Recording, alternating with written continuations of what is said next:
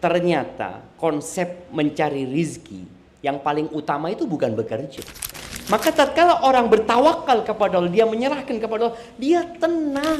Tawakalnya bukan amalan lisan ya, tawakalnya amalan hati. Iya, jadi kekhawatiran kepada masa depan ini termasuk ujian dari Allah Azza wa Jalla. Allah Azza wa Jalla mengatakan, "Walanabluwannakum bisyai'in minal khauf." Kami akan memberikan ujian kepada kalian yang bentuknya itu rasa takut, cemas. Takut gimana anak-anak nanti mau sekolah ya. Takut gimana saya kalau sakit. Ada banyak kekhawatiran yang berkaitan dengan masa depan sebenarnya.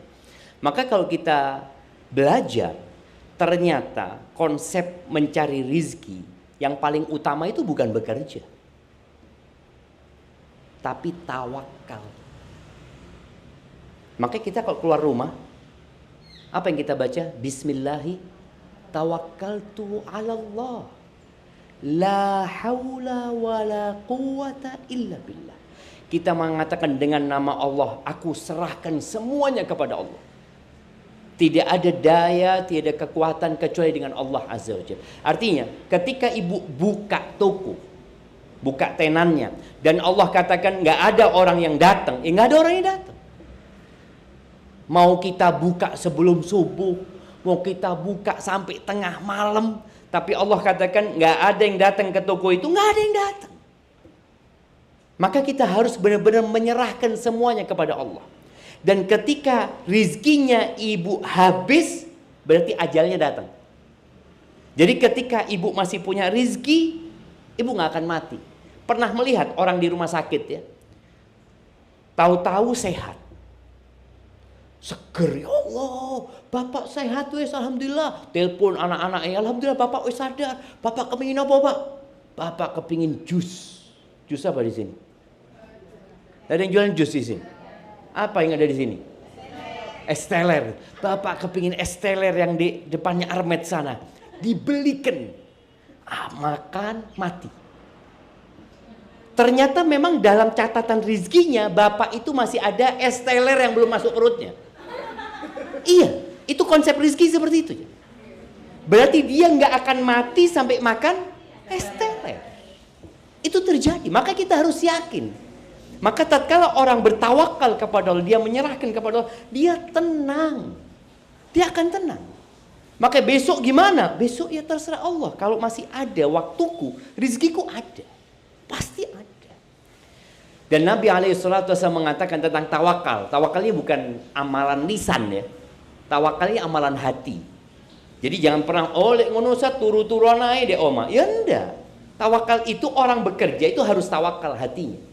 Raganya berusaha tapi hatinya bekerja. Raganya berusaha, hatinya menyerahkan kepada Allah.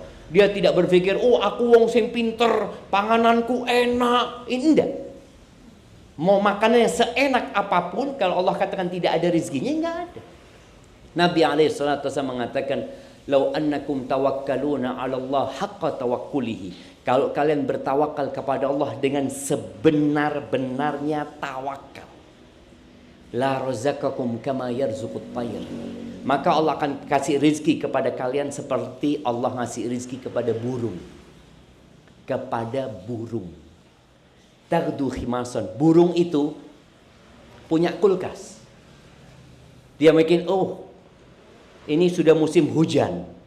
Boleh jadi hujan dari pagi sampai sore. Ya apa kalau kita nyimpen makanan hari ini buat besok? Nggak ada. Kita nggak akan temukan burung itu punya tempat penyimpanan. Beda sama semut.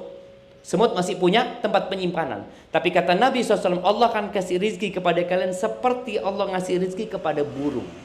Berangkat di pagi hari dalam kondisi lapar, pulang sore hari dalam kondisi kenyang.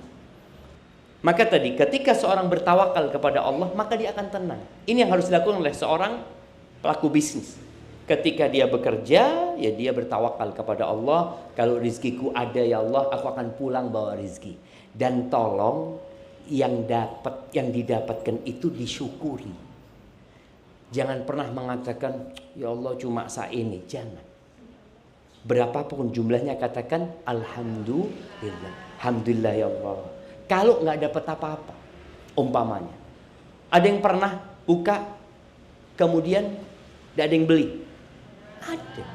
Anak punya teman di Jember, dia buka pres-presan motor jemaah. Motor yang kadang kala tabrakan atau apa itu dipres lagi ya supaya lurus ya.